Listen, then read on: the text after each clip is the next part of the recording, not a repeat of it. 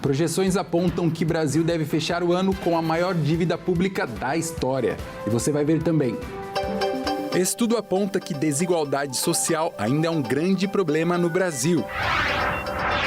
O governo espanhol diz que a maioria dos invasores marroquinos já voltaram para seu país. ONU alerta o mundo e diz que El Niño pode ganhar força já em agosto. E ainda, Vini Júnior pode estar de saída do Real Madrid.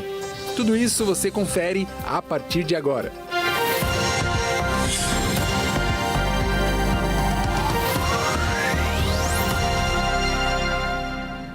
Olá, boa noite, seja muito bem-vindo. Agora são 18 horas e 35 minutos pelo horário de Brasília e nós vamos juntos conferir as principais notícias do Brasil e do mundo.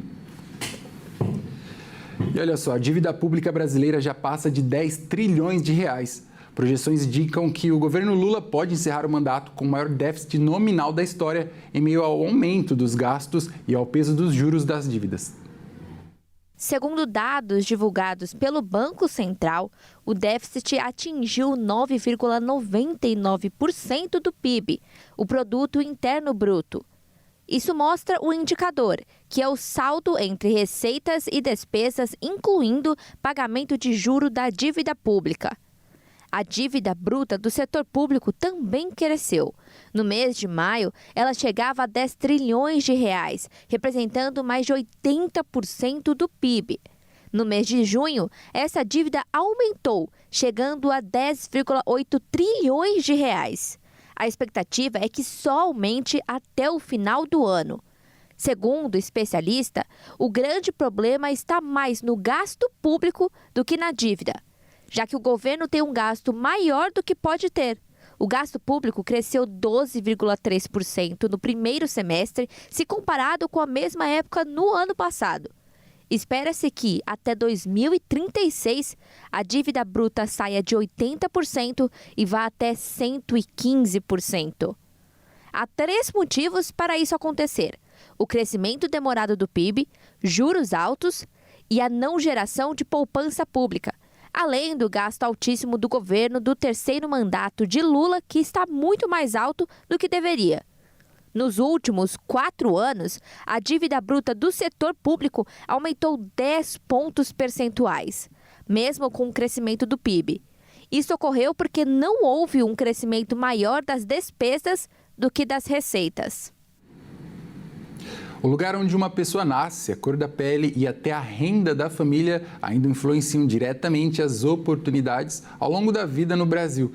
Um estudo divulgado nesta sexta-feira mostra que a mobilidade social continua marcada por desigualdades de gênero, raça e origem familiar. Um estudo divulgado pelo Instituto Mobilidade e Desenvolvimento Social, o IMDS, mostra que nascer em uma família pobre continua sendo um dos principais fatores que dificultam a ascensão social no país.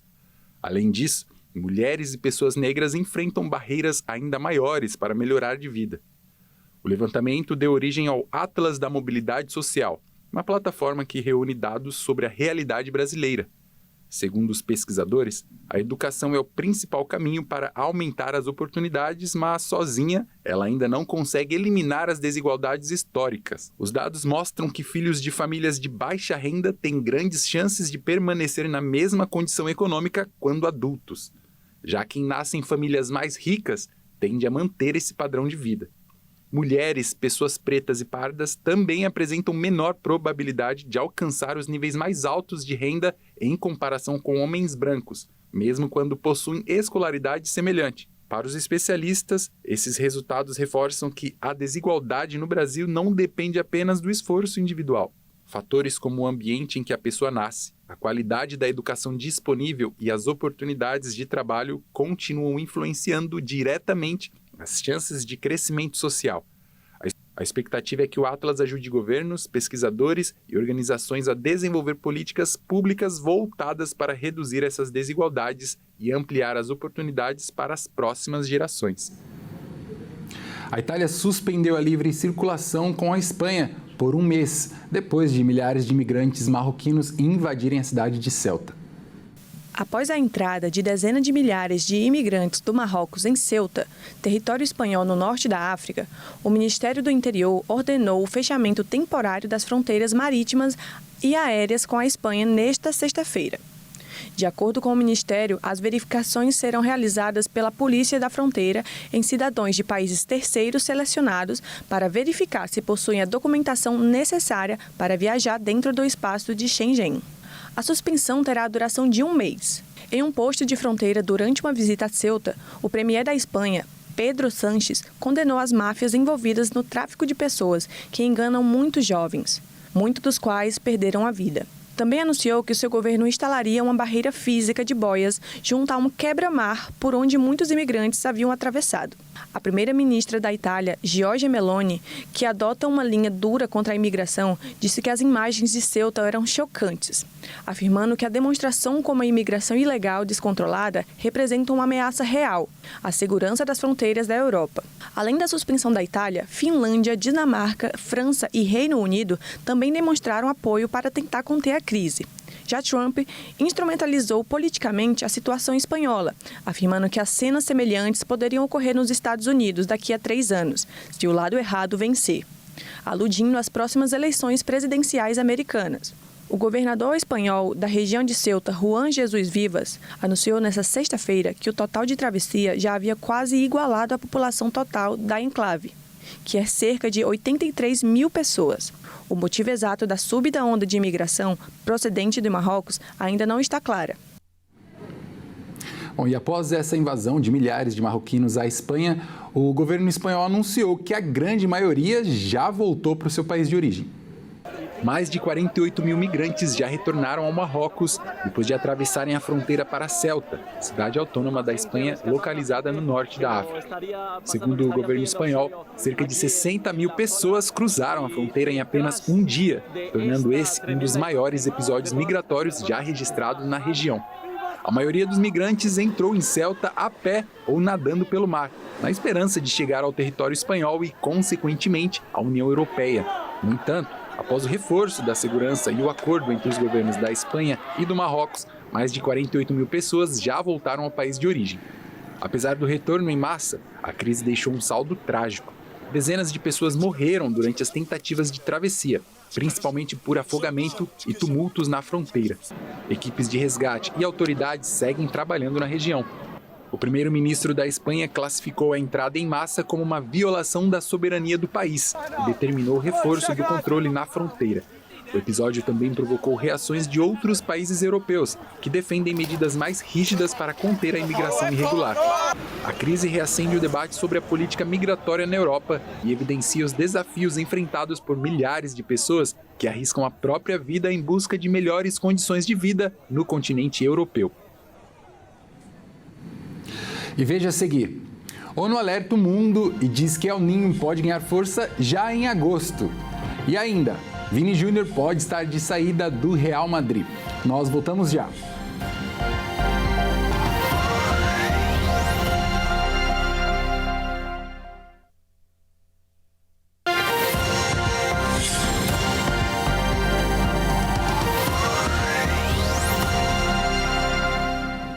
Olá, nós estamos de volta, seja bem-vindo mais uma vez.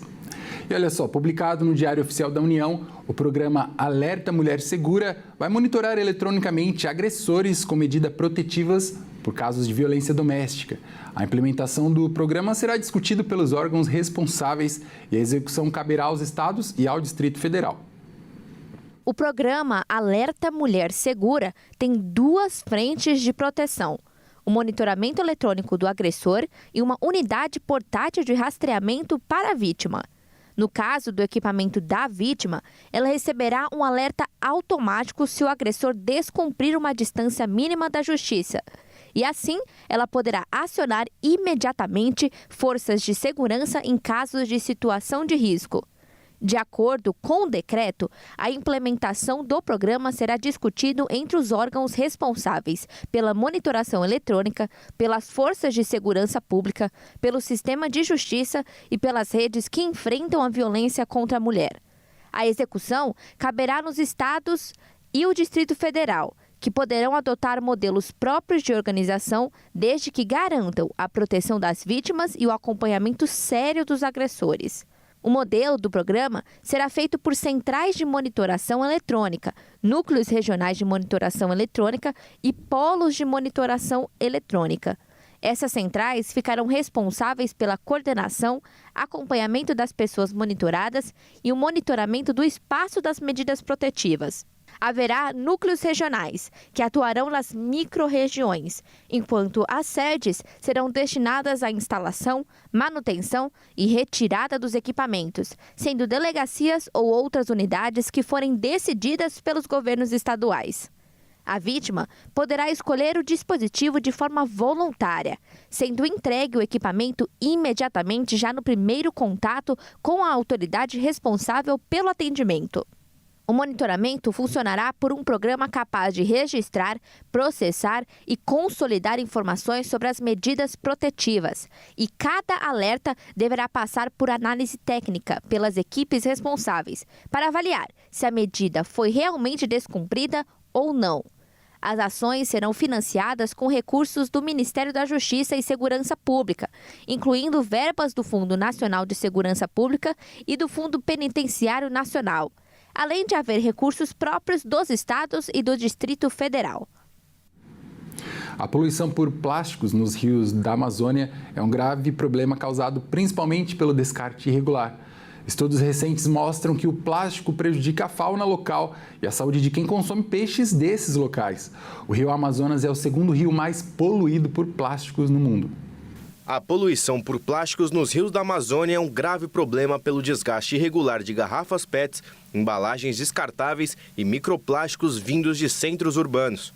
Estudos recentes mostram que o rio Amazonas é o segundo rio mais poluído no mundo. Um projeto de retirada desses resíduos plásticos de rios amazônicos ganharam um novo destino. O material se transformou em brita, utilizado na fabricação de componentes para a construção civil.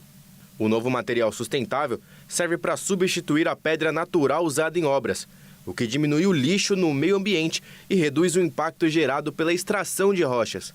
A novidade foi desenvolvida por uma startup em parceria com pesquisadores de uma universidade brasileira e utiliza materiais como garrafas PETs, embalagens e outros tipos de resíduos plásticos para criar um subproduto.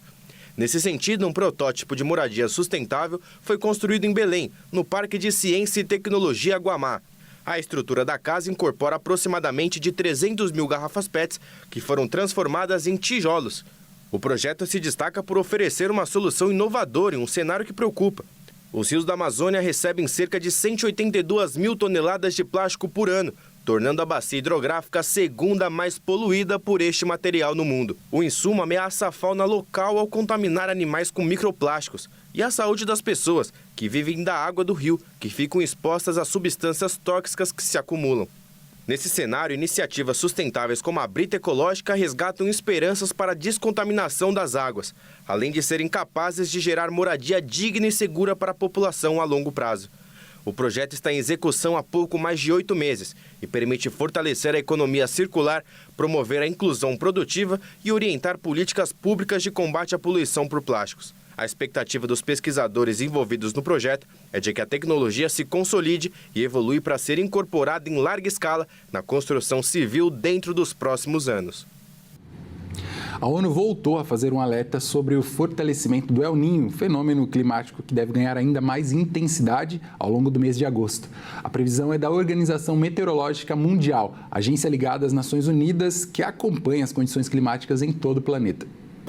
O El Niño acontece quando as águas do Oceano Pacífico Equatorial ficam mais quentes do que o normal. Esse aquecimento altera a circulação dos ventos e interfere no clima de diversas regiões do mundo, provocando extremos como secas, ondas de calor e chuvas intensas. Segundo a agência da ONU, o fenômeno pode atingir intensidade forte já em agosto, aumentando o risco de eventos climáticos severos nos próximos meses. A preocupação é com os impactos sobre a agricultura, os recursos hídricos, a geração de energia e a segurança alimentar em diversos países. No Brasil, os efeitos costumam variar conforme a região. Historicamente, o Sul registra aumento de chuvas e maior riscos de enchentes, enquanto áreas do Norte e do Nordeste podem enfrentar períodos mais secos. Além disso, as temperaturas tendem a ficar acima da média em grande parte do país. Especialistas reforçam que governos e a população devem acompanhar os boletins meteorológicos e se preparar para possíveis impactos, já que um El Niño forte pode influenciar o clima até o fim do ano. Bom, e agora é hora de falar de esportes aqui no Jornal das 18h30 e quem traz as informações é o Bruno Buenos Aires. Bruno, vamos começar falando do Vini Júnior, que está de férias, mas o futuro no Real ainda é incerto, né? Boa noite. Isso mesmo, Caio. Boa noite a você e também a todos que nos assistem. Bom, a renovação de Vini com o clube espanhol ainda não é certa. Por mais que a vontade de ambos seja renovar o contrato, algumas cláusulas impedem isso. E clubes da Inglaterra observam de perto a situação e podem fazer uma oferta pelo atacante. A situação de Vinícius Júnior no Real Madrid ainda não tem nada definido. O atleta e o clube vêm discutindo a renovação do contrato do atacante que vai até junho de 2027 há meses. Porém, ambas as partes ainda não chegaram em um acordo, o que está travando a assinatura de renovação. Agora, a equipe espanhola deu um ultimato em Vinícius, querendo uma resposta definitiva do atacante ainda antes do início da temporada. Antes de voltar aos compromissos do clube, Vinícius Júnior aproveita suas férias, viajando. Agora, o Real Madrid aguarda a chegada do atacante para retomar as conversas. Isso já deve acontecer nos próximos dias. A esperança do clube é que Vinícius aceite a proposta do projeto, que agora será comandada por José Mourinho, técnico contratado após a saída de Arbeloa na última temporada. Caso isso não aconteça e Vinícius Júnior decida sair, a negociação para outro clube deve acontecer ainda antes do fechamento dessa janela. Caso a negociação não ocorra, o atacante poderá assinar um pré-contrato com outra equipe a partir de 1º de janeiro e deixar o clube espanhol sem custos ao fim da temporada. Clubes como Arsenal e Liverpool acompanham de perto o caso e podem fazer uma proposta pelo atacante já na próxima semana. Segundo os jornais espanhóis, o desejo de Vinícius é permanecer em Madrid, onde já é protagonista da equipe junto ao seu companheiro de ataque Kylian Mbappé, e também onde já conquistou 2 Champions Leagues em sua carreira. Bom, Bruno, e vamos falar então da rodada desse fim de semana, mas não é do Brasileirão, né? Conta pra gente. Isso mesmo, Caio. Bom, neste final de semana teremos os jogos de ida das oitavas de final da Copa do Brasil. Vamos conferir quais vão ser os confrontos. Os jogos começam no sábado com o Clássico Carioca, em uma reedição da semifinal da própria Copa do Brasil de 2025. Vasco e Fluminense se enfrentam no Maracanã às 17h30. Mais tarde, às 19h30, Atlético Mineiro e Juventude se enfrentam na Arena MRV com mando do Galo. Ainda no sábado, o Santos recebe o Remo às 21 horas na Vila Belmiro, em um duelo de Série A. No domingo, os jogos começam às 16 horas. Palmeiras e Fortaleza se enfrentam no Nubank Park. Às 18 horas, mais um duelo de Série A. Mirassol e Grêmio se encaram no Maião, no interior de São Paulo. Às 18h30, Chapecoense e Cruzeiro entram em campo na Arena Condá, em Santa Catarina. Às 19h30, um confronto que carrega uma rivalidade interestadual desde 2005. Internacional e Corinthians se enfrentam no Beira-Rio em um dos jogos mais aguardados desse final de semana. Encerrando os jogos de ida, Atlético Paranaense e Vitória se encaram na Arena da Baixada, em Curitiba, no Paraná, às 21 horas na segunda-feira. Lembrando que os jogos de volta acontecem já na próxima terça-feira, dia 4 de agosto. Não vai ter tempo nem para respiro, porque os jogos de volta aí, como a gente viu, já vai acontecer aí na próxima semana. Nós traremos todos os parâmetros aí durante os jornais, então convido você a ficar ligado. Bom, Caio, eu fico por aqui. Um excelente final de semana a você, também a todos que nos assistem. Até mais. Certo, Bruno. Muito obrigado pelas informações. Um ótimo fim de semana a você também. Até mais. Bom, essa edição também fica por aqui. Eu agradeço demais a sua companhia e desejo a você um ótimo fim de semana. Tchau, tchau.